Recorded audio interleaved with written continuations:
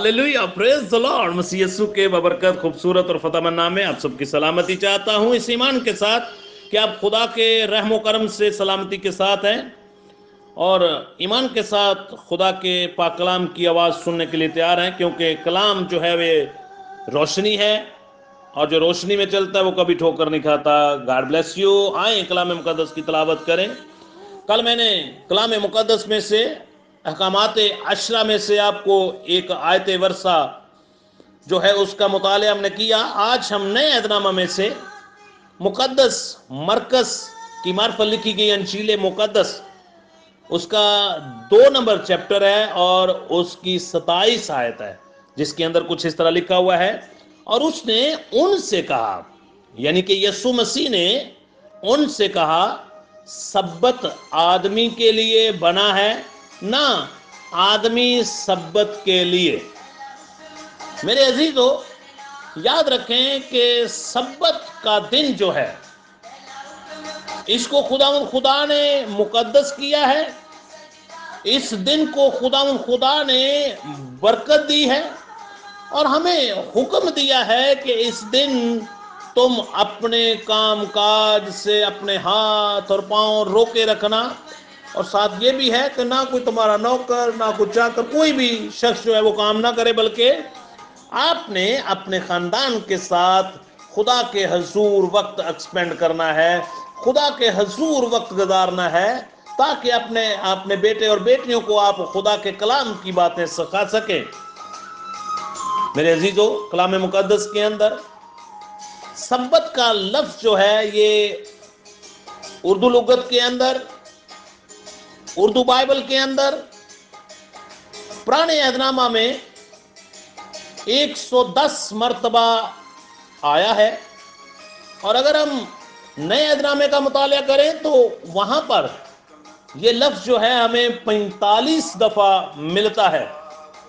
चारों अनाजील के अंदर इसको बार बार लफ्ज को इस्तेमाल किया गया है।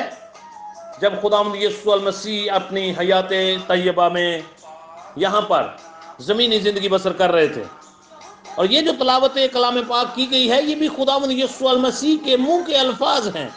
मेरे अजीजों,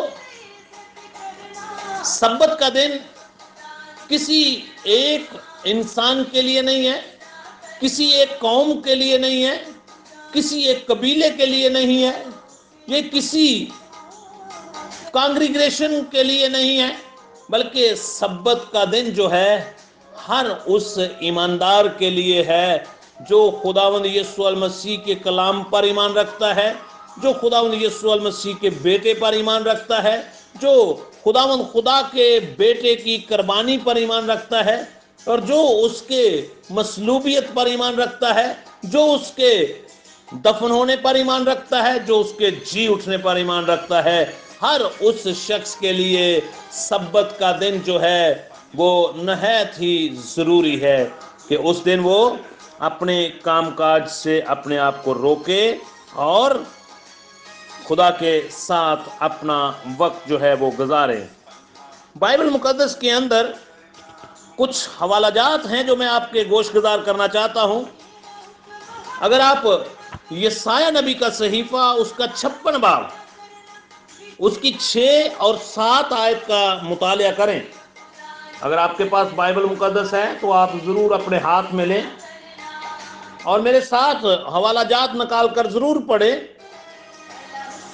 यहाँ पर कुछ इस तरह लिखा हुआ है, और बेगाना यानी कि गैर अक़वाम की औलाद भी जिन्होंने अपने आप को खुदावंद से पवित्र किया है कि उसकी खिदमत करें और खुदावंद के नाम को अजीज रखें, और उसके बेटे और बेटियां यानी कि बंदे हों, वो सब जो सब्बत को हिफज करके उसे नापाक ना करें और मेरे अहद पर कायम रहें।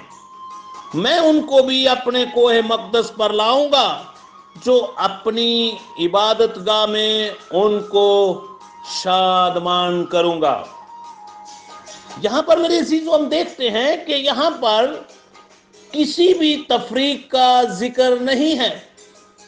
اگر ہم آگے چلے، اگر ہم نئے عہد نامہ میں سے افسیوں کے نام پولس رسول کا خط، اس کا 4 باب اور اس کی 4، 5 اور 6 آیت کو دیکھیں تو وہاں پہ بھی لکھا ہوا ہے، ایک ہی بدن ہے، ایک ہی روح، چنانچہ تمہیں جو بلائے گئے تھے اپنے بلائے جانے سے امید بھی ہے، ایک ہی خداوند ہے، ایک ہی ایمان، ایک ہی بپتسمہ، اور سب کا خدا اور باپ ایک ہی ہے، جو سب کے اوپر، سب کے درمیان اور سب کے اندر رہتا ہے۔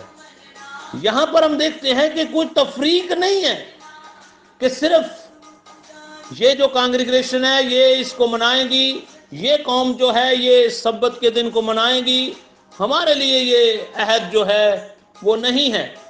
اگر آپ پرانے عہد نامہ کا مطالعہ کریں تو وہاں پر جب کوئی ریفرنس دیا جائے تو بہت سارے لوگ کہتے ہیں نہیں یہ تو یہودیت کی بات ہے۔ نہیں میرے عزیزو، یاد رکھیں، یہودی لفظ جو ہے یہ بزرگ یعقوب کے 12 بیٹوں میں سے ایک بیٹا جس کا نام یہودا تھا، اور اسی کے نام سے جب سلیمان بادشاہ کے مرنے کے بعد قوم بنی اسرائیل کے 2 حصوں میں جب تقسیم ہوئی تو اس میں ایک حصہ بنیامین اور یہودا اور کچھ لاوی جو تھے یہ سیپریٹ ہو گئے، جو کہ جنوبی سلطنت کہلاتی تھی، اور اس کے ساتھ ساتھ 10 قبیلے جو ہیں اس میں کچھ لاوی بھی شامل تھے، ان کی سیپریشن ہوئی تو وہ شمالی سلطنت کہلانے لگے۔ لیکن یہاں پر میں جو بیان کر رہا ہوں، یہاں پر کسی ایک کے لیے سبت نہیں ہے۔ اس کے ساتھ ساتھ یہودا کا دارالحکومت یروشلم بنا اور اسرائیل کا سامریہ۔ جب ہم آگے تاریخ کا مطالعہ کریں تو ہم دیکھتے ہیں کہ